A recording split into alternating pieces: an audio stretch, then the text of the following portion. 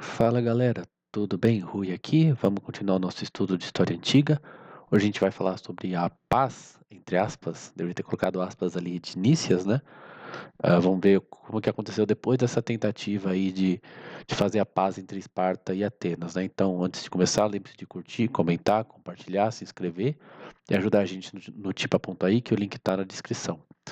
Então, nesse vídeo eu coloquei copiei bastante coisa do livro, né? Mas espero que não fique muito chato. Mas vamos lá.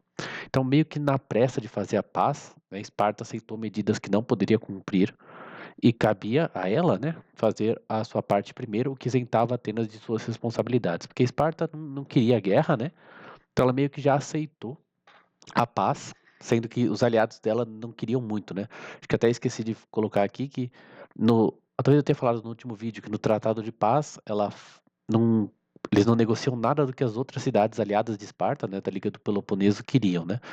Então a Esparta vai evacuar da Trácia, né? No verão de 421. Isso desvincula formalmente Esparta da resistência direta ao tratado, mas a partir de então os espartanos ficaram sem meios materiais para cumprir suas promessas naquela região. Então eles tinham que, como a Trácia tinha entrado do lado, né, de Esparta, eles tinham que fazer eles cumprirem o tratado também, mas Esparta não podia estar lá. Então meio que como que Esparta vai fazer, vai enforçar o tratado se eles têm que tirar as tropas dele de lá, sabe? Meio que você lembra que tinha muita gente se revoltando contra Atenas, né? Então fica meio difícil, né? Então, após uma guerra de 10 anos, durante a qual seus comerciantes marítimos desfrutaram apenas dos privilégios de piratas, né, Corinto foi instada a aceitar, sem compensação, uma paz que confirmava Atenas na posse de todos os objetos em disputa. O resultado foi ainda mais intolerável para Mégara, seu principal porto, chamado Niséia, né, permaneceu em mãos atenienses que se recusava, mãos atenienses que recusaram, tá certo o plural, né, a devolvê-lo a menos que Tebas entregasse Plateia. No entanto, Tebas só faria isso por coação, porque os votos de Plateia selaram a preponderância dela na Liga da Beócia. Então, porque acho que um atacou Atenas de um lado, o outro do outro, então então acho que Atenas pegou pegou o porto de Megara, né? E Tebas pegou Plateia de Atenas, mas Tebas não quer devolver Plateia, então Atenas não quer devolver, né? Um não quer devolver pro outro, tipo, eles eram aliados, mas eu não vou devolver uma coisa que é minha pro outro cara pegar uma coisa que é dele, sabe? Tem tipo esses problemas assim, né?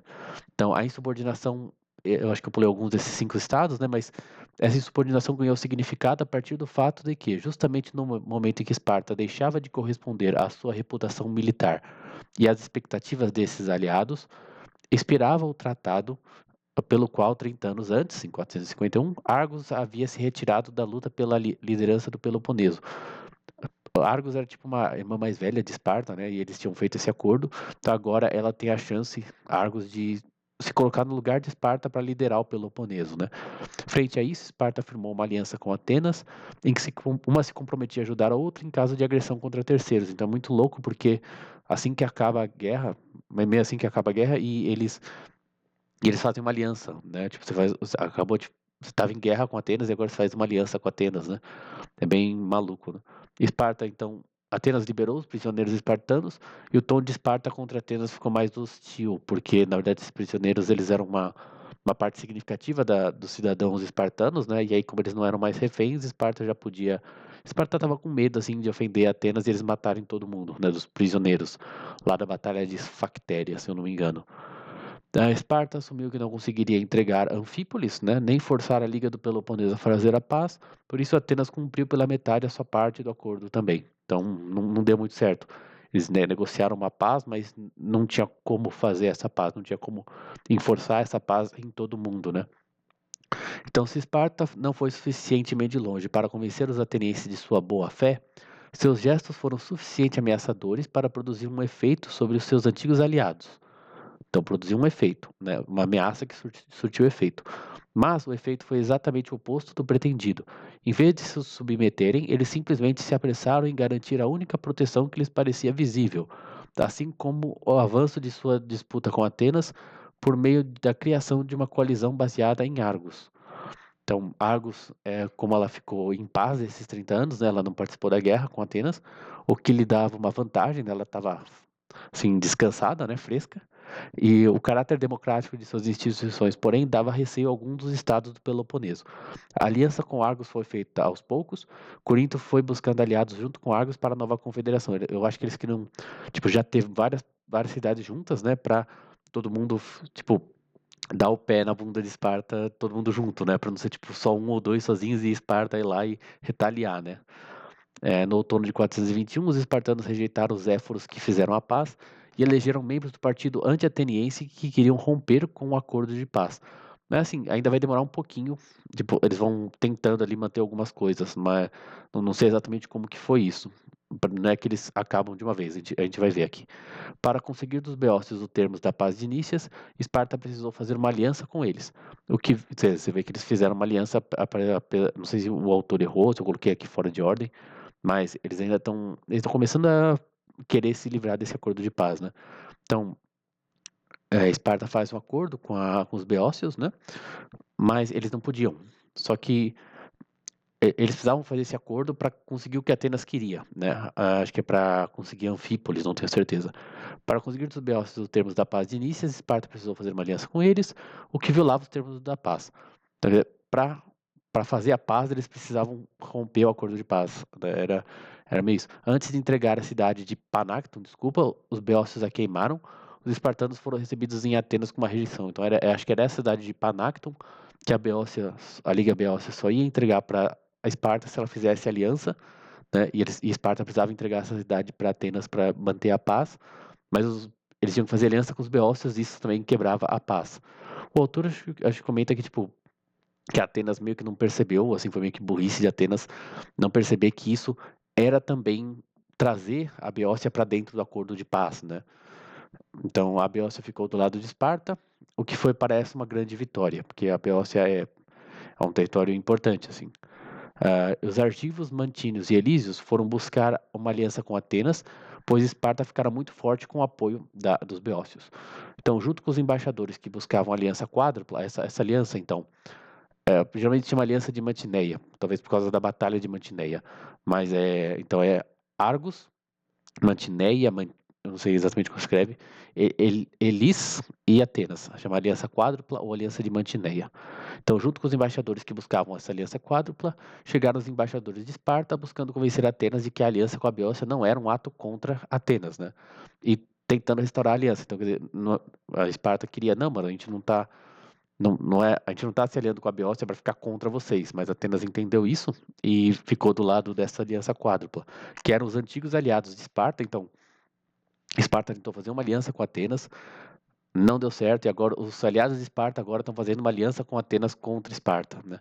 Raramente os atenienses tiveram uma decisão tão importante a tomar e talvez nunca tenham tido que tomá-la com tanta desorientação. Seu líder reconhecido ainda era Nícias e como fora por sua persuasão que a paz e a aliança com Esparta haviam sido firmadas, cabia-lhe agora dar a melhor interpretação possível ao fracasso de Esparta em cumprir seus compromissos. Né? Nícias foi o cara que negociou a paz, então por que a paz que você negociou agora está dando totalmente errado? Para o cidadão comum, parecia evidente que Esparta deveria ter mobilizado seu exército e obrigado Corinto, Megara, Beócia e os calcídios a aceitar a paz. Nícias, no entanto, tinha uma noção muito mais justa do que era possível para Esparta nas circunstâncias, e até então havia convencido a maioria dos atenienses de que, salvo em caso de provocação intolerável, não cabia a eles reabrir uma guerra que terminara de forma tão inglória para Esparta e tão vantajosa para eles próprios. Então, quer dizer, você vê que é difícil, porque a Atenas saiu bem na guerra, né? Então, o pessoal acha que, não, Esparta tem que se virar e fazer o que a gente quer. E é difícil você convencer eles a não fazer uma guerra de novo, sendo que eles se deram bem na guerra, né? Tanto que eles fazem um monte de exigências para Esparta e Esparta tem que cumprir, né? Então, sua segunda linha de defesa, ademais, era inatacável, a de que a desagregação da coalizão espartana tinha tanto valor para Atenas quanto o estrito cumprimento dos termos do tratado. Mas agora que Esparta encontrara uma maneira de recuperar seus aliados ao deixar de pressioná-los para que satisfizesse as exigências de Atenas, a posição de Nícias tornou-se difícil. Era evidente que Esparta não deveria ser autorizada a interromper essa pressão. Quanto a isso, Nícias estava de acordo com seus adversários políticos. Então, agora a gente vai ver os adversários políticos de Nícias. Aí agora vai vir um cara que é bastante importante nessa época em Atenas, que é Alcebiades. Ele é tipo um jovem, assim, e ele é meio que uma celebridade, assim, meio que uma celebridade, meio que um playboy que vai ficar bastante famoso, assim. Então, o autor fala assim, ele chegou à idade adulta, Alcibiades, ele vai aparecer também na campanha da Sicília, em meio a uma geração sobre a qual, por razões expostas em outro lugar, nem a autoridade dos mais velhos, nem as convenções da sociedade, nem as justificativas racionais da moralidade impunham os freios habituais. Eu não sei se é porque Atenas estava crescendo muito, então ninguém queria mais saber muito dos deuses, né? Tava meio que uma degeneração, assim, né? Então, por isso que Alcibiades é meio que desse jeito, assim, né? Sua personalidade era tão intrigante em sua própria época quanto continua a ser desde então, e ele cultivava uma vaidade que, ao ser alimentada dessa forma, acabou se tornando, infelizmente, uma rival de sua inteligência na determinação de sua conduta. Não foi por falta de discernimento que ele se arruinou tantas vezes, pois sua mente era tão rápida e penetrante quanto livre e expansiva. A atração que ele exercia sobre Sócrates, seus destinos haviam se entrelaçado de maneira curiosa nos campos de batalha de Potideia e Délio, não decorria apenas do exercício inagualável da argumentação que se podia obter na companhia do grande mestre, mas da aparente liberdade em relação aos preconceitos com os quais Sócrates abordava seus problemas. Como jogo intelectual, a nova dialética fascinava imensamente Alcibiades. Eu tinha lido que, só quero confirmar aqui, porque no original eu entendi que Alcibiades era uma influência sobre Sócrates. Mas aí quando eu botei para traduzir do inglês, ele colocou que uh, Sócrates era uma influência, o contrário, né? Ah, não, tá certo. A atração que Sócrates tinha por ele. Ah, tá. A atração que só. Eu vou fazer assim. Vou usar o GTP. Qual era a relação entre Alcibíades e Sócrates? Porque agora parece que né, parece que Sócrates é meio que o mestre da argumentação e Alcibíades, tipo, acha ele muito legal. Mas eu botei aqui o chat GPT, então eu vou lendo o resto, depois a gente volta a isso. Então, falando de Alcibíades, né, sua petulância, vontade própria, imprudência e desprezo pela mediocridade, pela virtude, talvez faça mais sentido de que Alcibíades, né, Alcibíades mesmo sendo assim um cara meio imoral, assim, meio uh, meio imprudente, né? Pode ser que ele ainda assim ele admirasse o Sócrates, tipo, não se importasse muito, né? Então, Sócrates foi um mentor e figura intelectual importante para Alcibíades durante sua juventude. Eles desenvolveram uma relação próxima em que Alcibíades foi profundamente atraído pela forma de pensar de Sócrates, especialmente pela sua liberdade de pensamento e seu questionamento de preconceitos estabelecidos. Então, o chat GPT traduziu certo. É que, se vocês quiserem saber, em inglês está dizendo assim, the attraction which Socrates had for him. Então, a atração que Sócrates tinha para ele, né? Então, é que esse for parece que é por ele, né? Então, a atração que Sócrates por ele, mas era a atração que Sócrates tinha para ele. Então, realmente, Sócrates é uma influência para Alcibíades, porque é meio estranho Sócrates se interessar, pensando bem, por um cara meio imoral como Alcibíades, mas o contrário pode ser, Sócrates era tipo um cara virtuoso, assim, né? Mas Alcibíades, tipo, mesmo sendo meio imoral, gostava do fato de que Sócrates fazia umas discussões muito loucas, né? Apesar de ser um cara meio imoral, né?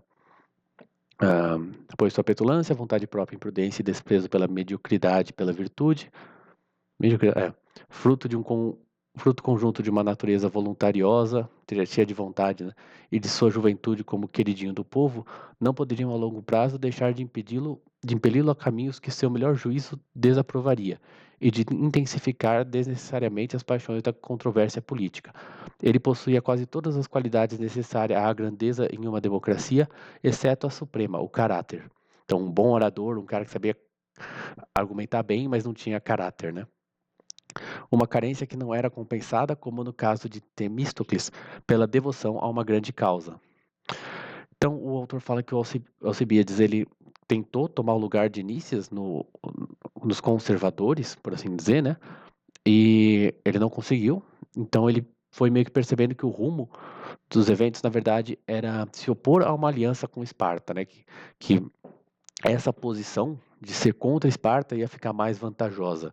O povo estava mais inclinado a povo ateniense, né, a falar, bom, se a gente ganhou a guerra, Esparta tem que tem que cumprir o que a gente quer e não ficar fazendo aliança com eles, né? E o Nícias já entendia que Esparta é muito difícil de eles cumprirem todas essas determinações e faz mais sentido a gente ficar aliado com Esparta mesmo, né? Então, assim, o que Alcibiades vai fazer? Ele vai enganar os embaixadores espartanos. É uma história meio estranha que Tucídides conta, mas ele, assim, parece que os embaixadores espartanos receberam quando você vai para numa embaixada, né, você nunca revela na sua negociação, você nunca fala o seu objetivo, né? Tipo, numa negociação, você nunca fala o quanto que você aceitaria pagar, né? Você vai tentando negociar para ficar com um pouquinho a mais do que você, né? Para você não, pro cara não oferecer exatamente o mínimo que você vai aceitar, né? Mas então Alcibiades fez os embaixadores espartanos acreditarem nele, né? Ele falou, não, beleza, mas eu não vou revelar isso pro povo. Mas ele revela pro povo, sabe? Então, ele faz os caras confiarem nele, e aí depois, quando os caras não dizem o que eles disseram para ele em segredo, né? Pro povo eles dizem outra coisa, e então ele fala, não, mas vocês disseram isso para mim, né? E expõe eles. Então, ele consegue colocar o povo de Atenas contra os embaixadores espartanos, porque acharam que eles estavam enganando, mas meio que na política na diplomacia, né, eu entendo que você nunca revela assim totalmente seus interesses, né? Você vai negociando, né, e tenta o melhor pro seu lado, né? Eu entendo isso, mas ele basicamente fez os caras confiarem nele e trair os caras pelas costas para o povo ficar contra Esparta. Isso porque eu acho que ele tinha uma relação com Esparta, Alcibiades. Parece que alguém da família dele foi tipo um embaixador, um representante de Esparta em Atenas, né? Então, teve que ele mentia, né? Enganava os caras. Então, Esparta recusou um acordo, agora não lembro que acordo que é, e Atenas fez aliança com Argos, Elise e Mantineia por 100 anos, né? Aliança quádrupla, que não vai durar 100 anos. Desculpa, não vai durar 100 anos. Uma aliança defensiva, embora essas duas últimas já estavam em guerra contra Esparta. Então vamos lá. Aqui uma análise do autor a respeito do que está acontecendo, né? Deixa eu ver quanto tempo de vídeo já foi. Tá bom, não é tanto ainda. Os contatos entre povos vizinhos, centrados perversamente, como tão frequentemente ocorre, em controvérsias sobre áreas fronteiriças, tendiam a levar os vizinhos a formar alianças hostis. Vide Argos Esparta, né? Elis Esparta, Mantineia Tegeia, Atenas Tebas, Argos e Epidauros. Então, vai ficar meio que de um lado Argos, Elis, Mantineia, Atenas, Argos, de novo, né? Então, do outro lado, Esparta, também, Tegeia, Tebas e Epidauros, né? Então, duas alianças aí, né? Além de outros, claro, né? A atmosfera que cercava as cidades-estados não era facilmente permeável ao espírito de vizinhança, né? Quer dizer, elas eram bairristas e uma ficava brigando com os vizinhos, né? Então você chama um cara que tá mais longe, mas esse cara que tá mais longe também tá brigando com o vizinho dele, então o seu vizinho que tá brigando com você faz aliança com o vizinho do cara, né? Porque você faz aliança com o cara e o seu vizinho que tá brigando com você faz aliança com o vizinho do cara que também tá brigando com o cara, né? Então vai formando essas linhas de aliança, né? De conflito. Mas o espírito de facção era mais difundido. Como nos Estados Unidos durante o período crítico da expansão para o oeste, não conheço, a lealdade ao partido era uma força unificadora que ignorava fronteiras comuns. Isso porque em todas as cidades tem sempre um. Por exemplo, Argos ficou do lado de Atenas. Isso é porque alguém que estava no poder em Argos era aliado de Atenas, mas tem um cara, tipo, na oposição, assim, que vai ficar do lado de Esparta. Então sempre tem alguém que tá do outro lado, que quer fazer aliança com outro cara, né? Tudo é cortado, né? Quando você olha por dentro da cidade, né? A gente fala, teve uma aliança Argos, Elis, a Mantineia e Atenas, mas dentro de cada cidade vai ter alguém que gostaria de fazer aliança com Esparta e não com Atenas.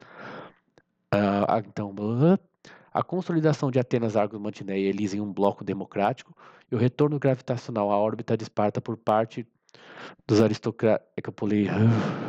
Vamos lá.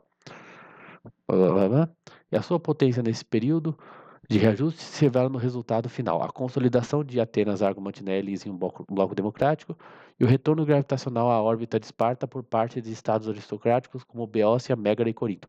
Então, isso que são o espírito de partido, né? O lado dos democratas democratas, né, e dos aristocratas, né? Mas a tendência de semelhantes se juntar com semelhante, acho que ficou mal traduzido, em termos de governo, a buscarem semelhantes, tá certo. A tendência de semelhantes a buscarem semelhantes na forma de governo era controlada por uma força ainda maior, que era a necessidade de obter segurança. Foi isso que levou os estados mais fortes a manter coalizões firmemente sob controle e os estados mais fracos a buscarem um protetor atento. Impelido por essa necessidade, o grupo de povos que se separou do Império Ateniense e os dois grupos que renunciaram à liderança espartana testaram a aptidão de Argos para ser seu chefe comum. Na verdade, acho que tentaram, né? Buscaram, vai. Mas o fato de que o primeiro problema contemplado pela nova coalizão fosse se deveria alinhar-se com Atenas ou com Esparta, precisava apenas do pânico de Argos, uma vez fracassado o plano, para provar que havia apenas dois estados na Grécia suficientemente fortes para oferecer tanto a ameaça quanto a proteção necessárias a uma coalizão. Os fatos últimos das relações internacionais gregas estavam assim expostos em toda a sua crueza. O exército e a disciplina de Esparta e a frota e o espírito empreendedor de Atenas. Mas a Grécia dessa revelação não incluía o Ocidente, onde Siracusa em breve mostraria ter poder suficiente para se manter de pé por conta própria. Porque, na verdade, o que está acontecendo é que vários estados. É bem estranho, né? Porque, beleza, tem vários estados que querem brigar com Atenas, eles forçam Esparta a fazer a guerra contra Atenas, e depois eles se juntam contra Atenas para lutar contra Esparta, né? Então, é porque eles queriam se separar de Esparta, né? Mas eles percebem que não dá para fazer uma aliança só. É isso que ele está dizendo, que só tem dois estados que têm poder para abrigar uma aliança, né? Não dá para eles. Argos não consegue realmente se colocar no lugar de Esparta e falar, não, agora eu sou o grande rival de Atenas. Então eles têm que ficar do lado de Atenas para ficar contra Esparta, né? Senão eles iam ser conquistados por Esparta, né? E no futuro a gente vai ver, por isso que, como Siracusa se torna muito forte, ela é uma das cidades mais importantes do mundo grego, apesar de estar na Sicília, né? É do mundo grego, mas ela vai crescer muito, né? E por isso que Atenas vai tentar mandar uma expedição, dando spoilers, né? Vai tentar mandar uma expedição para conquistar Siracusa. Assim, não necessariamente para conquistar, né? Mas a gente vai ver sobre isso no futuro. A Aliança de Mantineia, ou Aliança Quádrupla, né? Então esses três estados, Argo, Mantineia, eles que são do Peloponeso, que eram Argos não, mas Mantineia, eles que eram aliados de Esparta e que querem agora se aliar com Atenas, né? Lutam contra Esparta na Batalha de Mantineia, em 418. Esparta sai vencedora, Atenas enfraquecida em sua influência sobre o Peloponeso. Esparta obriga Mantineia a abandonar a aliança com Atenas e uma facção pró-espartana toma o poder em Argos. Né? Foi o que eu falei, que Argos estava com Atenas, mas já tinha uma galera ali na oposição, por assim dizer, né? Acho que pode usar esse nome, não tem problema, mas que quer fazer aliança com Esparta, né? Então, Esparta chega lá e apoia os caras que querem fazer aliança com ela, né? E eles tomam o poder, né? Então, um corolário desse pacto foi o acordo por parte dos dois protagonistas, aqui seria Argos e Esparta, se eu não me engano, de declarar guerra aos atenienses caso não evacuassem o Peloponeso. Então, as duas cidades mais fortes do Peloponeso, que são Argos e Esparta, agora estão juntas, né? Antes, vocês lembram, né, que Argos tinha ficado de castigo ali da parte de Esparta. Eles tinham obrigado ela a ficar no cantinho por 30 anos, né? E aí por isso que teve esse conflito agora e eles conseguiram amansar Argos, né? Então, além do compromisso de não concluir paz nem travar guerra com ninguém, exceto em conjunto, e uma de suas consequências foi que Atenas firmou um acordo com Epidauro e retirou sua guarnição, Mantineia libertou seus territórios dependentes e firmou uma aliança de 30 anos com Esparta, e Pérdicas da Macedônia juntou seus espartanos e argivos como o primeiro passo para abandonar Atenas. Então Atenas tem que entregar as terras que ela tinha no Peloponeso, também Mantineia entrega terras para Esparta, então a Esparta saiu ganhando agora, né? Um acontecimento de considerável importância para seus vizinhos, os calcídios, que também foram admitidos na coalizão pelos espartanos e argivos. Ao final do ano de 418, a Vitória Lacedemônia, né, Esparta, em Mantineia, havia rendido essa rica colheita de frutos políticos, e nesse momento a posição de Esparta na Grécia parecia mais forte do que em qualquer outro momento desde a formação da Confederação de Delos. E a formação da Confederação de Delos é logo depois da guerra com os persas, né? Então a gente está falando de muito tempo, né? Desde a da época dos persas, né? Então a Esparta está muito forte agora, né? Parece que o jogo virou, não é mesmo? Ou tem mais coisa ainda. A oportunidade para esse triunfo fora proporcionada pelos atos agressivos de Alcibíades e de Argos, que eu não tenho certeza muito por quê, é porque na verdade eles forçaram todo mundo, não sei, a ficar contra Esparta, não tenho certeza. O triunfo mesmo, né, fora garantido pela recusa dos atenienses em arriscar seu exército principal no Peloponeso.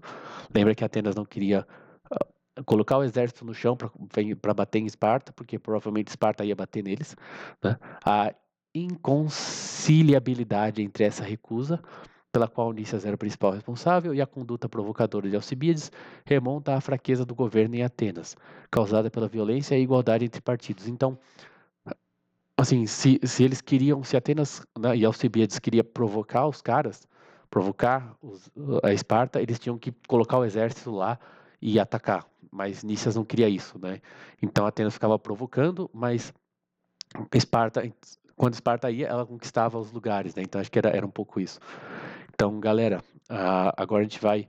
Na verdade, a gente para assim, né? Meio que no meio do nada, no meio dessa tensão toda, e vai vir notícias da Sicília, né? De que um pedido de ajuda para Atenas, né? E vai ter uma expedição à Sicília. Alcibiades vai estar lá, Nícias também, e mais um outro cara. Então, espero que vocês tenham gostado. Lembre-se de curtir, comentar, compartilhar, se inscrever e se puder ajudar no Tipa.ai. Lembra que a gente tem toda uma playlist inteira com já deve estar uns 60 vídeos de história da Grécia, tá bom? Então, muito obrigado, até a próxima, valeu!